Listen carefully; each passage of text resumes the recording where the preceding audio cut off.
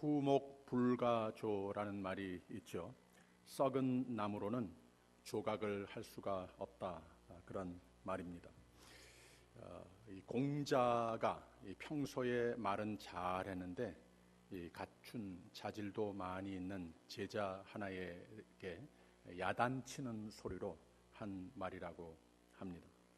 이 그리스도인들도 우리가 하나님께서 놀라운 은혜로 말미암아 주어진 그 생명, 이 세상 사는 가운데 하나님의 자녀라, 교회라, 하나님의 종이라, 이러한 여러 가지 제목을 가지고 사는데, 우리가 하나님께서 기도하시는 만큼 또 이 세상에 하나님의 대사의 삶으로 승리하여야 되겠는데, 과연 우리가 성령으로 충만하여 하나님께서 보고 싶어 하시는 그런 열매를 잘 맺어 가는가? 이 성령 강림 계절이 긴 계절이라고 했죠. 2주 전에는 우리가 사랑, 이 성령의 가장 첫 열매에 대해서 말씀을 나눴습니다. 이런 열매를 맺혀져야 하나님께서 기뻐하시고 나도 기쁘고 그만큼 하나님 나라의 대사의 삶으로서 승리하는 삶이 된다는 거예요. 두 번째로 중요시 여기시는 성령의 열매가 바로 기쁨이라고 하는, 희락이라고 하는 열매입니다. 그리스도인들의 승리의 생애를 위해서도 이런 바탕, 기초가 있어야 된다고 하는 거죠. 그냥 내가 원한다고 해서 성경 공부를 했다고 해서 성령의 열매가 맺혀지는 것이 아니고 성령 충만한 삶을 바라야 하는 것이고 이루어져야 한다는 것이죠. 성령 충만일 때 성령의 열매가 있는 삶이 된다고 하는 겁니다. 성령 충만 열매의 삶이 되면 이 기초가 잘, 기본이 잘 닦아져 있으면 세상을 이기는 권능을 소유하게 되는 겁니다. 그래서 오늘 말씀의 가장 마지막 부분에 이 성령의 열매를 쭉 나열하고 나서 이 같은 것을 금지할 법이 없느니라 그랬어요. 세상의 모든 악이 우리를 하나님의 그 사랑의 축복에서 하나님의 뜻에 합한 삶에, 승리하는 삶에서, 이기는 삶에서 우리를 떼어놓을 수 없다고 하는 거죠. 그야말로 참 권능의 삶이 될 수 있는 거라고 하는 거죠. 바로 이 세상을 이기는 기초 중에 하나가, 하나님께서 반드시 이루어야 할 기초 중에 하나가 희락입니다. 만족의 삶이라 말할 수도 있겠습니다. 기쁨의 삶, 감사의 삶, 찬송의 삶, 이렇게 우리가 분석을 할 수도 있겠습니다.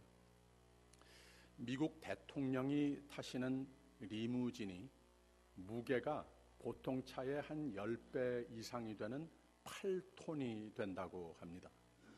그 8톤 되는 차가 어떤 총알이나 폭탄이 바로 옆에서 터져도 그 안에 타고 있는 사람은 못 느낄 정도로 그렇게 아주 단단하게 잘 만들어져 있는 끄떡없는 그런 차라고 합니다. 자동차 바퀴도 타이어가 있는데 신테틱 파이버로 특별히 만들어져서 어떤 상황에서도 공격을 해도 구멍이 나지 않는답니다. 구멍이 난다 해도, 다 찢어져서 벗겨진다 해도 그 타이어 없이 아무 문제 없이 그냥 달릴 수 있는 차라고 하는 거예요. 그런데 타이어를 왜 그러면 붙이는가? 안에 타고 다닐 때에 평소에 편하게 운행할 수 있기 위해서라고 하는 거죠.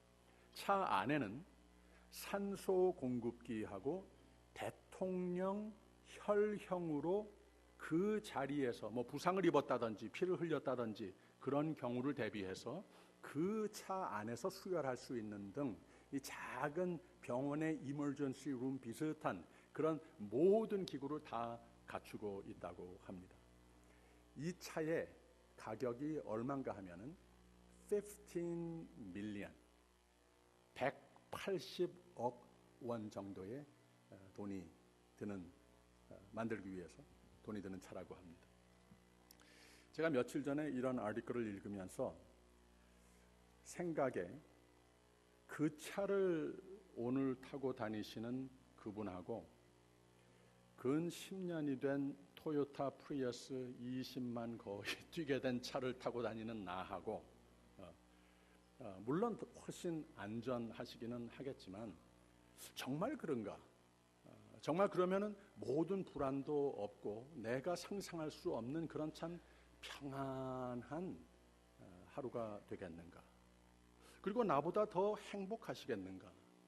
나보다 더 기쁜 하루가 되겠는가? 그 차는 참 상징적이죠. 그 삶을 에워싸고 있는 얼마나 내가 손에 들어보지도 못하는 그런 것들이 많이 있습니까? 이런 것을 다 갖춘 분이 그러면 나보다 훨씬 더 희망차고 기쁨에 감사가 넘치는 삶이 되겠는가? 아닐 거라고 하는 생각이 드는 거예요. 최근에 설문조사에 의하면 미국에 살고 있는 사람들이 20년 전에 비해서 훨씬 생활 수준이 높아졌다고 하는 겁니다. 인컴이 평균 2.5배나 커졌고 거기에 따라서 스펜딩, 그 라이프 스타일의 모든 것이 2.5배 정도나 커졌다고 하는 겁니다. 그리고 그때 20년 전에 상상도 못했던 참 편리한 삶의 환경이 됐다고 하는 거예요. 그 서베이에 아울러서 행복 지수, 이것을 또 동시에 스터디를 했는데 이런 모든 것이 발달되고 모든 것이 많아졌고 의학이 발달되고 웰빙 문화도 많이 발달되고 그랬는데 또 평균 수명도 많이 늘어나고 그랬는데 행복 지수라고 하는 이런 퀘션에 대해서는 오히려 20년 전보다 훨씬 낮더라고 하는 거예요. 그리고 6명 중에 1명이 우울증, 각종 정신질환을 앓고 있다고 합니다. 아무 이유 없이. 옛날에는 집안의 내력이라든지 무슨 다쳤다든지 그런 이유가 있었고 그 외에는 좀처럼 그러한 현상을 보지 못했었는데 오늘은 아무 이유 없이 많은 사람들이 6명 중 1명 꼴이 우울증을 앓더라고 하는 겁니다. 무슨 이걸 어떻게 하는가 하면은 약을 복용하여야 한다든지 무슨 프로페셔널 카운슬링을 찾는다든지 이런 통계를 본 거예요. 6명 중에 1명. 이걸 보면 꼭 좋은 환경에서 살아서 건강과 윤택한 생활 속에 살아서 행복이 이루어지는 것이다. 이런 코렐레이션이 성사가 안 된다고 하는 거죠. 즐겁게 사는 것은 물리적인 환경에 의해 좌우되는 것이 아니라고 하는 말이죠. 이 세상이 정의하는 즐거움, 행복, 기쁨 이런 데는 해당이 되는지는 몰라도 이것 있으면은 기쁘고 아니면은 아니고 그런데 하나님께서 우리에게 채우시고자 하시는 이 성령 계절에 우리의 마음속에 확고하게 채워주시고자 하시는 그 희락, 그 감사, 그 찬송, 만족 모든 것을 이기는 그 믿음 이것과는 상관이 없다고 하는 거죠. 그래서 사도 바울은 희락, 다시 이 기쁨, 만족, 감사의 삶, 성령의 사람들이 맺는 열매 중에 하나라. 이것을 분명히 일러주고 있습니다. 이 열매를 맺어야 하는 것이다. 그런데 환경 반응적 감정이 아니라 이것은 우리가 선택하는 거라. 사도 바울 말만 아니고 성경에는 누차례 이 기쁨이라고 하는 것, 행복이라고 하는 것 환경과 상관없이 우리가 선택해서 가질 수 있는 것이다. 이렇게 가르쳐주고 있습니다. 성령의 열매 중에 하나가 기쁨입니다. 행복입니다. 만족입니다. 그런데 이 기쁨은 환경이 어려워도 거기에 지배당하지 않고 기뻐하는 기쁨. 하나님은 우리가 이 세상에서 사는 동안 힘들어도 기뻐하면서 살 수 있는 것이고 그래야 하는 것이라 말씀을 통해서 가르치신다고 하는 거예요.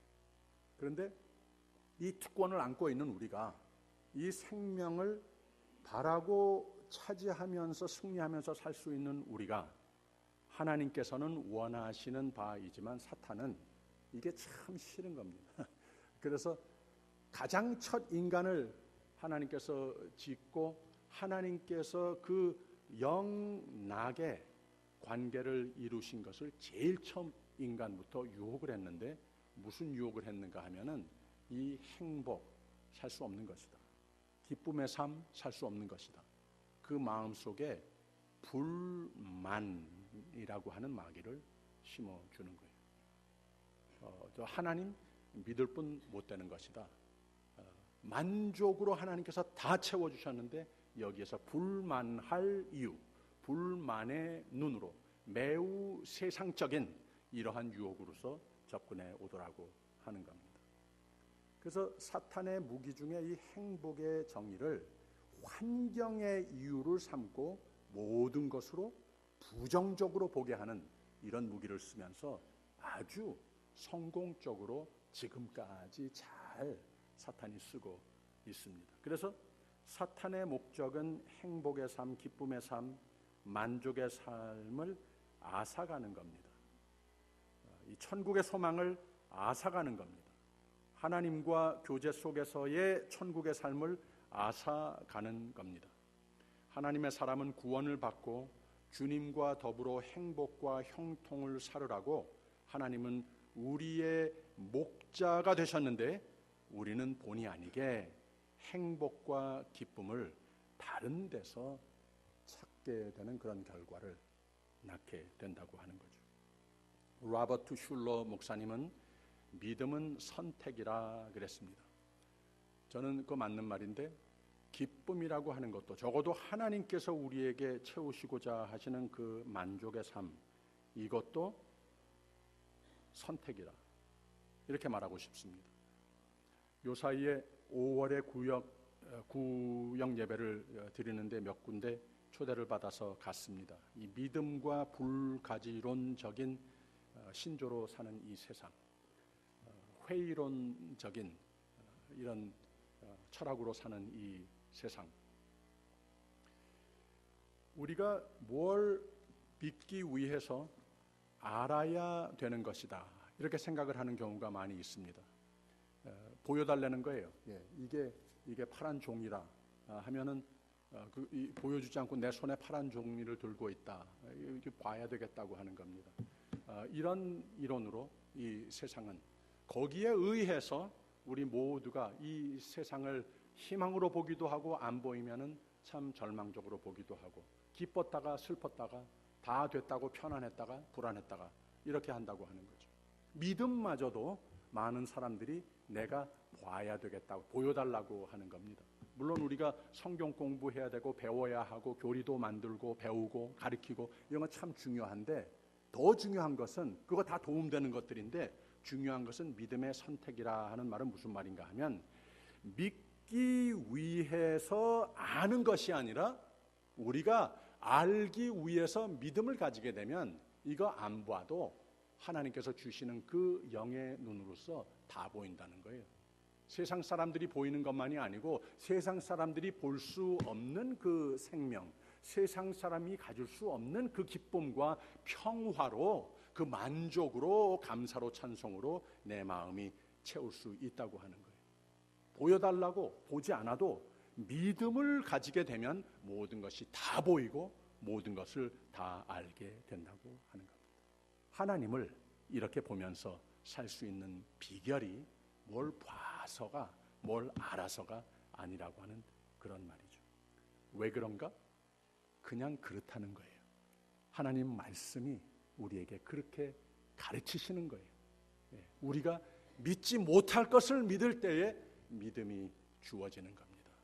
기쁨이라고 하는 것을 내가 참 반응적으로 경험하지 못할 때에도 왜 믿는 사람은 기쁨을 가질 수 있는가? 눈에 보이지 않는 가운데에도 하나님을 믿고 의지할 수 있는 그 믿음이 있기 때문에 거기에서 모든 것이 시작이 된다고 하는 겁니다. 히브리서의 저자는 우리가 믿지 못할 것을 믿는 가운데에 그 믿음을 가졌을 때에 다 알게 되는 것이고 다 보이게 되는 것이라 하는 그 표현을 어떻게 했는가 하면은 믿음은 바라는 것들의 실상이다 이렇게 말을 했습니다. 그 실상이라고 하는 단어의 원어는 또 바탕이다, 발판이다 이런 뜻도 가지고 있습니다. 그렇기 때문에 그 위에 서서 믿음에 서서 거기가 시발점이 돼서 모든 게 다 보이게 모든 게 다 알게 되는 것이라고 하는 거죠. 보이지 않는 것들의 증거라고 했습니다. 무엇이 먼저 있어야 하는 겁니까? 믿음이 먼저 있어야 보이지 않는 것이 보이게 되는 것이고 잘 몰랐던 것을 알게 된다고 하는 겁니다. 그런데 우리는 많이 하물며 성경 공부를 하는 가운데에도 뭔가 보여달라, 이거 증명하라, 이런 어프로치를 하는 경우가 많이 있다고 하는 겁니다. 그래서 기쁨은 환경에 대한 반응적인 감정이 아니고 기쁨은 믿는 사람의 특권인 것이다. 선택이다. 그래서 성경에는 기쁨에 대해서 말할 때에 항상 기뻐하라, 다시 말하노니 기뻐하라 그랬습니다. 명령형입니다. 어떤 환경이 조성이 되면 그러면 you can be happy, 이런 말씀 아무데도 성경에는 없습니다. 어떤 상황에서도 그러나 우리는 눈을 들어 하나님께서 주시는 그 믿음의 능력으로 말미암아 기쁨을, 성령으로 말미암아 기쁨을 창출해 낼 수 있는 이런 권위를 가진 사람들이 믿는 사람이라. 이런 말씀들은 참 수없이 많습니다. 이 기쁨의 삶의 비결, 그러면 믿어라, 기뻐해라. 목사님 잘 안 되는데요, 이런 생각 들죠. 어느 정도 좀 환경이 조성이 돼야 거기에 좀 기쁠 이유가 있어야, 믿을 이유가 있어야, 감사할 이유가 있어야 이거 가능한 것 아니겠습니까? 어떻게 그저 무턱대고 믿으라, 무턱대고 기뻐라 할 수 있겠습니까? 그래서 바로 이것도 어떻게 우리가 기쁨을 선택할 수 있겠는가, 감사를 어떤 환경에서도 선택할 수 있겠는가, 이러한 귀한 진리를 또 가르쳐주고 있습니다. 성령 충만의 삶이라고 하는 말은 그 말 속에 어떤 의미가 내포되어 있는가 하면은 하나님의 음성을 듣는 삶이라, 이렇게 말할 수 있겠습니다. 우리가 마음을 하나님께 열어 항상 하나님의 생명의 말씀에 열려 있는, 가까이 하는 그런 삶이 됐을 때에 성령 충만이, 무슨 요술이 아니고 성령 충만이 가능해진다고 하는 거죠. 사도 바울은 빌립보서 4장 13절에 이런 말을 했습니다. 제가 읽어 드릴게요. 내가 궁핍함으로 말하는 것이 아니라 어떠한 형편에든지 내가 자족하기를 배웠노니 내가 비천할 줄도 알고 풍부에 처할 줄도 알아 모든 일에 배부르며 배고픔과 풍부와 궁핍에도 일체의 비결을 배웠노라. 내게 능력 주시는 자 안에서 내가 모든 것을 할 수 있느니라 그랬습니다. 많은 사람들은 바로 이 대목을 인용해서 굉장한 무력을, 굉장한 초인간적인 힘을 내가 예수 그리스도를 믿기 때문에 이제는 생겼다, 이렇게 분석을 하는데 그것과 아무 상관없는 말을 하고 있는 겁니다. 바로 이 초라한 이 사도 바울이 내가 가지고 있는 능력을 자랑하는 것은 무엇인가 하면, 내가 힘을 센 날이건 아주 연약한 날이건 다 세상을 가진 것 같은 날이건 아무것도 없어서 오늘은 정말 굶어야 하는 그러한 모습이 됐건 나는 이거 다 초월하는 능력을 가졌다. 하나님께서 주신 능력이 바로 이 믿음이라고 하는 겁니다. 이 믿음을 어떻게 선택할 수 있었는가? 배웠노라라고 하는 표현을 2번을 반복을 합니다. 항상 하나님께 열려 있다는 거예요. 하나님의 음성으로, 말씀으로 채우는 삶을 노력하는 가운데에 왠지 성령으로 내 마음과 생각을 주관하여 주시고 지배하여 주시고 나를 항상 이 승리의 믿음으로, 어떤 상황에서도 눈을 들어 하나님을 보게 하여 주시는 그 믿음으로 어떤 상황에서도 감사할 줄 아는 기쁨과 행복을 누리는 세상 사람들은 모르는 그런 권위가 채워지더라, 이렇게 말한 겁니다. 2번째로는 어떻게 우리가 이 기쁨의 삶의 비결을 누릴 수 있겠는가? 같은 빌립보서 4장 4절에서 7절은 이런 말을 했어요. 주 안에서 항상 기뻐하라. 내가 다시 말하노니 기뻐하라. 그리고 끝나지 않았어요. 이 기쁨을 어떻게 누릴 수 있는가 말을 했는데, 너희 관용을 모든 사람들에게 알게 하라. 주께서 가까우시니라 그랬어요. 그리고 한마디 더 하고, 이것은 조금 이따가 다룰 텐데 나중에 가서, 그리하면 모든 지각에 뛰어난 하나님의 평강이 그리스도 예수 안에서 너희 마음과 생각을 지키시리라 그랬어요. 이 편지의 가장 첫 부분에, 우선 이 편지, 빌립보서의 별명이 있는데 기쁨의 편지라고 하는 별명이 있습니다. 그런데 참 역설적인 것이 사도 바울이 감옥에 앉아서 이 편지를 쓴 겁니다. 기뻐하라, 기뻐하라, 기쁨이라고 하는 말이 하도 많이 나오는데 기뻐할 이유가 아무것도 없는 사람이 이런 편지를 쓸 수 있는 이 능력을 담고 있는, 이 간증을 담고 있는 편지라서 기쁨의 편지라 이렇게 말을 했어요. 그런데 제일 처음에 이 빌립보 교인들이 자기에 대해서 많이 감옥에 갇혀 있으니까 염려하고 있는 것을 알고 안심하라, 나 괜찮다 말을 하면서 세 가지 말을 합니다. 내가 사실 굉장히 힘든 환경에 처해 있는 거 맞는데 하나님께서 주신 이 믿음으로 말미암아 믿음을 선택했더니 이 상황에서도 나는 잘 모르겠지만 하나님께서 어떤 모습으로라도 하나님의 영광을 위해서, 하나님의 기쁨의 생명의 복음을 위해서 쓸 줄 믿는다. 그래서 하나님께 향하여 그 믿음을, 기쁨을 선택했다고 하는 거예요. 찬송이 나오더라는 거예요. 이 자리에서도 감사하다고 하는 기도가 나온다고 하는 거예요. 이것을 아는 많은 크고 작은 여러 가지 종류 제목의 어려움을 겪고 있는 성도들이 내가 강단에 서서 편한 상황에서 설교를 하는 그때에도 하나님께서 쓰셨지만 이 감옥에 있는 가운데에, 이 어려운 가운데에서도 이런 하나님께서 성령으로 말미암아 채우시는 믿음과 기쁨과 감사로 말미암아 이거 보면서 내가 감옥에 갇혀 있는 이 상황에서도 믿음으로 이기는 이 모습을 보면서 격려를 받더라. 그들의 믿음이 더욱더 자라더라. 그래서 기쁘다, 감사하다 하는 거예요. 그리고 또 하나는 바로 많은 사람들이 다 자기를 도와주고 좋게만 생각했으면 좋겠는데 그저 여러 가지 이유로서 질투도 하고 반대도 하고 뭐 끌어내리려고 하는 잘못된 감옥에 갇혀 있으면 아이 그거 잘 됐다, 속 시원하다 이렇게 생각하는 사람들도 있었어요. 안 믿어서가 아니라 같은 교인들 중에, 교회 리더들 중에 그런 사람들이 있었어요. 그 사람들마저도 어떤 상황에 어떤 의도로 하든지 간에 거기에 핵심 내용이 예수 그리스도의 복음이 되면은 다 괜찮지 않느냐, 이러한 참 관용의 마음도 가지고 있었습니다. 세 번째로는 지금 감옥에 앉아 있습니다. 감옥 문 바깥에 그 감옥을 지키는 프리즌 가드들이 볼 때에 이것은 도대체 무슨 영문인지 모르겠는 거예요. 나는 바깥에 있고 오늘 저녁 해지면 집에 갈 사람인데 어떻게 저 감옥에 앉아있는 저 사람이 나보다 훨씬 더 기뻐 보이는가. 믿음이 없는 사람들에게도 복음이 전해지더라고 하는 거예요. 내가 이 어려운 가운데에 있기 때문에 이 모든 하나님께서 참 놀라운 은혜로 말미암아 나 편할 때에는 물론이고 아주 불편하고 세상 사람들이 다 보았을 때 어떻게 저렇게 안 될 수가 있느냐 하는 상황에서도 고집을 해서 믿음을 선택을 하고 감사를 선택을 하고 찬송을 선택하다 보니 하나님께서 이렇게 크게 쓰시더라 하는 거예요. 할렐루야. 그래서 그런 모습으로서 하나님께서 쓰시는 그런 모습을 선포하고 있는 겁니다. 세 번째로는 데살로니가 전서 5장에서는 이런 말을 했어요. 바로 이 기쁨의 감사가 넘치는 삶의 비결을 간단히 이렇게 말을 했습니다.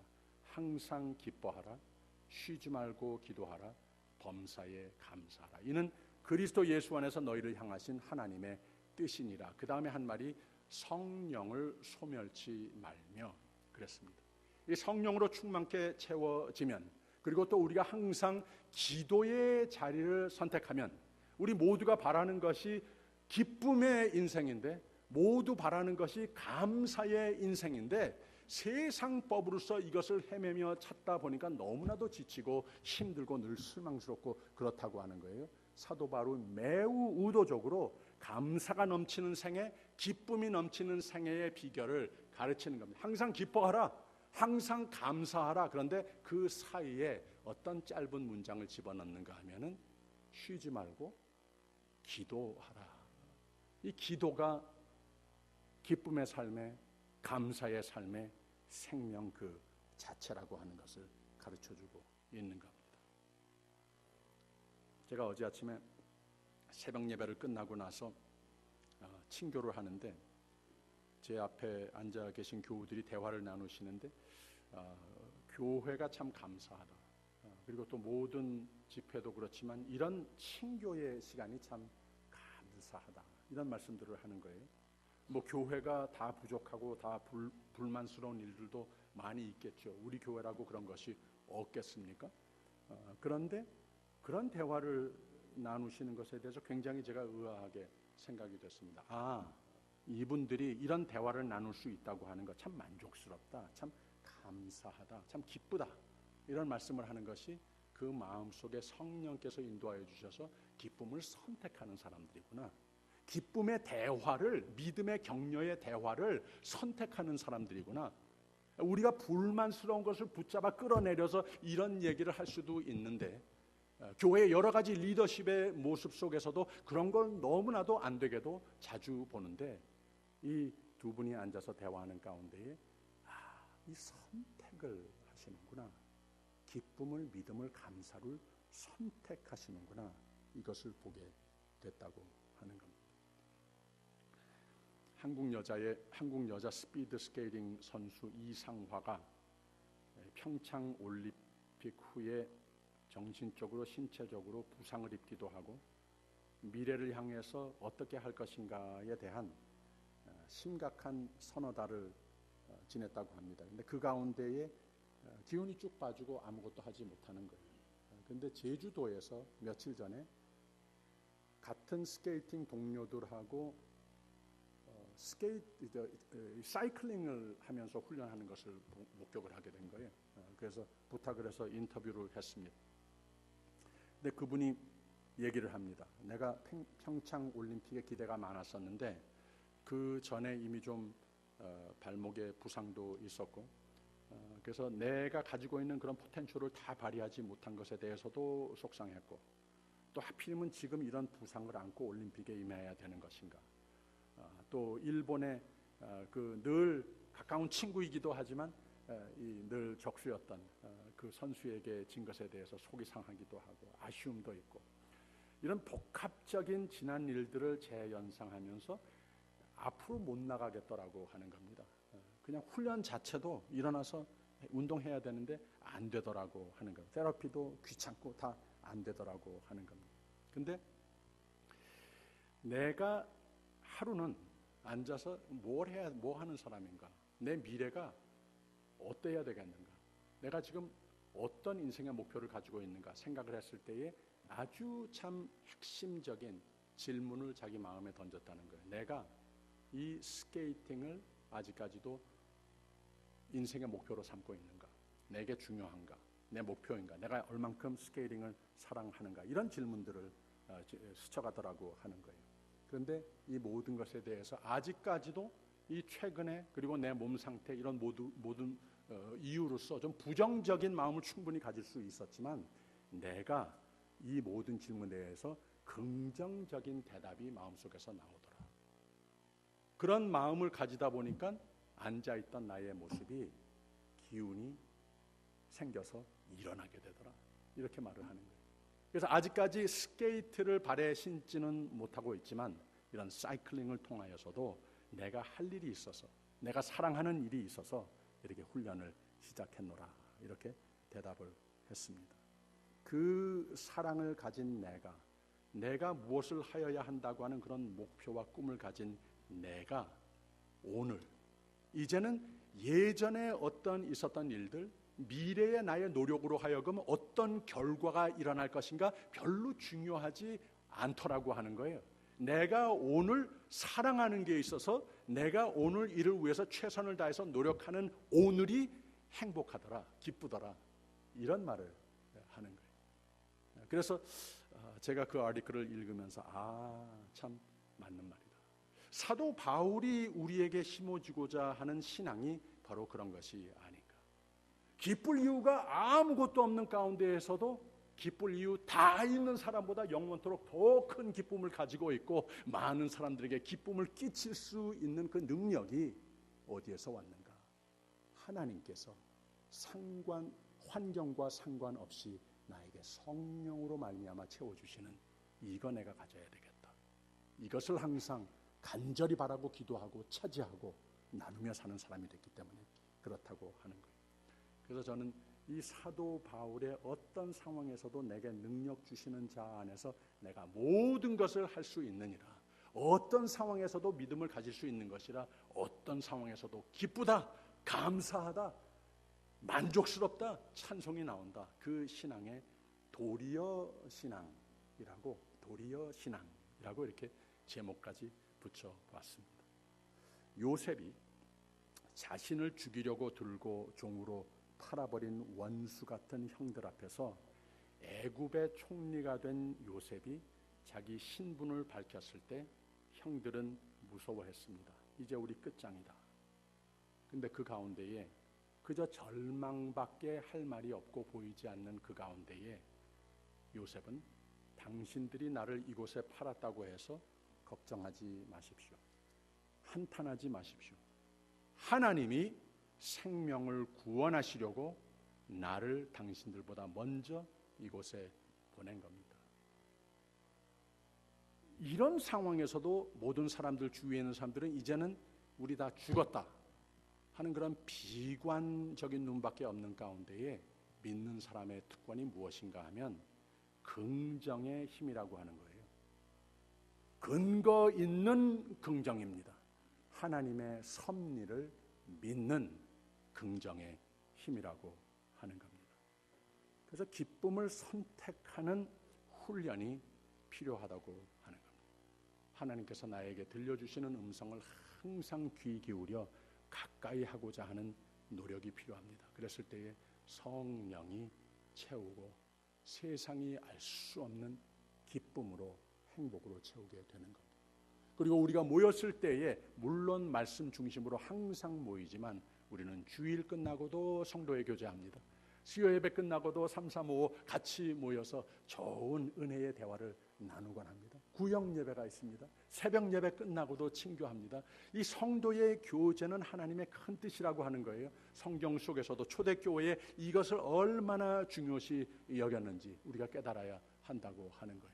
우리에게 참 믿음, 이기는 믿음을 소유하기 위해서 이기는 기쁨과 참 만족의 삶이, 감사가 넘치는 삶이 되기 위해서 우리는 성도의 교제 시간들을 귀히 여기고 모였으면 우리가 늘 긍정적인 얘기, 항상 기뻐하라고 그랬는데 기뻐하지 않을 이유들이 있으니까 이때는 기뻐하면 안 된다. 그런 대목 성경 앞만 뒤져봐도 아무 데도 없습니다. 항상 어떤 상황에서도 기뻐하라고 하는 말은 자꾸 하신다고 하는 거예요. 우리는 모였을 때에 서로에게 이렇게 늘 기뻐할 이유, 긍정적인 대화로서 격려하는 사람들이 되어야 합니다. 그리고 마지막으로 이 기도라고 하는 거예요. 기도라고 하는 것이 능력이 있다고 하는 겁니다. 우리가 기도하는 가운데에 항상 주님께 감사합니다, 찬송합니다, 이렇게 부족한 나에게 어떻게 이렇게 엄청난 은혜를 베푸셨습니까? 이런 기도할 때가 많이 있죠. 근데 어떤 때는 정말 원망스러워서, 너무 고통스러워서, 모든 게 너무 힘들어서 기도도 귀찮고 성도의 교제도 귀찮고 예배도 귀찮고 말씀도 귀찮고 그럴 때가 있어요. 정말 하나님이 계신가 안 계신가 이렇게 마음이 들 때도 있어요. 다윗이 쓴 모든 시편들을 보게 되면 대다수가 바로 그런 마음에 쓴 시편들이었습니다. 처음 시작할 때 How long, O Lord, will you forget me forever? 하나님 계신 겁니까? 안 계신 겁니까? 이렇게 기도할 때가 많았어요. 그게 무슨 믿음의 사람의 고백입니까? 있는 그대로 원망스러운 기도도 많이 했어요. 그런데 한 번도 빠뜨리지 않고 그렇게 시작한 기도가 나중에 가서는 내가 주님을 찬양합니다. 이렇게 끝나요. 이는 나를 후대하심이로다. 이렇게 끝나는 거예요. What happened? 그 자리가 원망의 마음을, 한탄하는 마음을 토하는 자리가 됐을지언정 그 자리가 기도의 자리더라는 거예요. 하나님께 기도로 매달리는 사람은 바로 그 자리에서 하나님께서 모든 비관의 눈을 희망의 눈으로, 모든 슬픔과 원망의 삶의 환경을 하나님께서 기쁨과 확신의, 만족의, 감사의 환경으로 바꾸어 놓으시는 하나님이심을 믿으시기를 바랍니다. 예수님께서도 십자가에 못 박혀 돌아가실 때에 하나님, 이 온 인류를 생명 구원하고 싶으신 거는 이해가 되겠는데 왜 나를 이렇게 버리십니까? 완전한 사람의 몸을 입고 계신 중에는 그런 마음이 있었다니까요. 하나님을 원망하는 말이 막 나왔어요. 그런데 예수님께서 끝까지 죽기까지, 그리고 사흘 후에 부활하시고 하나님께서 그 부활의 첫 열매에 온 인류의 구세주로 영예도 입혀주시고 온 인류를 구원하실 수 있는 우리에게 이 믿음의 생명의 길을 열어주신 이 영예를 예수님께서 누리시지 않았습니까? 근데 예수님도 그 원망의 기도를 하나님 앞에 부르짖어야 하는 바로 그 자리가 기도의 자리더라는 거예요. 기도의 자리. 가장 힘들고 원망밖에 내 마음에 채워있지 않다 하더라도 하나님 앞에 기도하면 하나님께서 우리의 삶에 역사하신다는 거예요. 송명희라고 하는 분 여러분 잘 아시죠? 세상에 보통 사람이 가진 보통 기능마저 다 없이 태어난 불쌍한 사람이 믿음을 선택하고 기쁨을 선택할 줄은 알아서 지은 노래가 이 유명한 노래입니다. 나 가진 재물 없으나, 나 남이 가진 지식 없으나, 나 남에게 있는 건강 있지 않으나, 나 남에게 남이 없는 것 있으니, 나 남이 못 본 것을 보았고, 나 남이 듣지 못한 음성 들었고, 나 남이 받지 못한 사랑 받았고, 나 남이 모르는 모든 것 깨달았네. 공평하신 하나님이 나 남이 가진 것 나 없지만 공평하신 하나님이 나 남이 없는 것 갖게 하셨네. 이렇게 찬송을 했습니다. 예수님께서 하나님 앞에 나를 왜 버리십니까? 하는 자리가 기도의 자리라고 그랬죠. 한 문장 속에 하나님을 원망하는 기도문이 됐지만 그 앞에 하나님을 나의 하나님, My God, My God이라고 두 번을 부르고 이 원망의 기도를 했어요. 그래서 참 역설적이지만 그런 부족한 인간의 모습을 그대로 드러내고 그리기는 하지만 거기에 이 권능의 하나님은 내 하나님이다, 이 신앙 고백이 담겨 있더라고 하는 거예요. 하나님은 그것만 보시면 됐습니다. 기도의 자리를 찾기만 하면 됐다는 거예요. 우리의 상상을 영원토록 초월하는 영생의 길로, 생명의 길로, 이 세상 사는 가운데에도 생명의 삶의 길로, 행복과 만족의 기쁨의 길로 반드시 인도해 주신다고 하는 겁니다. 성령 강림 계절이 문자 그대로 내 삶에 유효하도록 하나님의 음성을 듣는 말씀으로 충만한 계절, 성도의 교제로 충만해서 서로를 믿음의 말, 긍정의 말로 격려하며 기도 충만, 이런 삶으로 기쁨 충만, 행복 충만, 만족 충만, 감사 충만, 찬송 충만이 되는 삶이 되시기를 주님의 이름으로 축원합니다. 기도하겠습니다. 사랑의 하나님 아버지, 이 세상에는 많은 환난도 만나고 위기도 만나서 우리가 넘어질 때도 있습니다. 사탄은 우리를 유혹할 능력은 있어도 우리를 넘어뜨릴 능력을 없는 것을 고백합니다. 하나님이 우리를 붙들어 주시기 때문에 그렇습니다. 이 믿음을 선택하는 사람은 사탄이 못 이기는 것 우리 믿습니다. 그러므로 물 가운데나 불 가운데로 행할 때에 넘어지지 않으리라고 하는 확신을 갖고 기쁨으로 임하는 그리스도인이 되도록 더욱더 이 복된 성령 강림 계절에 두 손을 들고 성령이여 내 마음에 풍성하게 충만하게 채우소서. 하나님 아버지, 주님께서 이 이기는 승리의 삶이 되라고 축복해 주신 복된 기쁨의 성령의 열매를 주렁주렁 맺어가는 신실한 주의 종들의 삶이 되게 하여 주시옵소서. 예수님 이름으로 기도하옵나이다. 아멘.